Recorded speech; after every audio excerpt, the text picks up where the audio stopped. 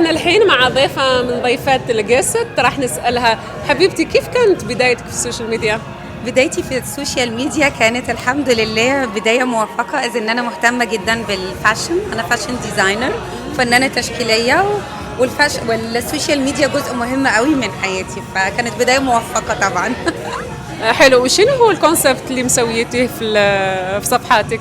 أنا فاشن اند لايف ستايل، لأن أنا فاشن ديزاينر، فدايما بحب انفلونس وأعلم الناس تابس أكتر عن الفاشن، إزاي يلبسوا، إزاي يظهروا بمظهر كويس.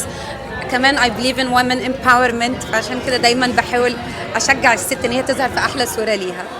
حلو، الله يخليكي. قولي لي شو رايك في الحفلة اليوم في الإيفنت؟ الحفلة تجنن، والفايبس فعلا يعني فيري بوزيتيف، وباربي على الآخر، وبينكي وسامري، وكلها بهجة وفرح وجميلة جدا. والكونسبت اللي عم تسويه من هنا من دبي ولا من خارج الدولة؟ أكيد مفيش أحلى من دبي صراحة إن الواحد يبتدي، لأن هي بلد الفرص والأوبورتيونيتيز، فطبعا يعني أي إنسان طموح هو ده المكان الأنسب ليه إن هو يوصل للنجاح والكل اللي هو عاوزه. أكيد دبي أحسن مكان في العالم. I love دبي. ثانك يو يا حبيبتي، شكرا، يعطيك العافية.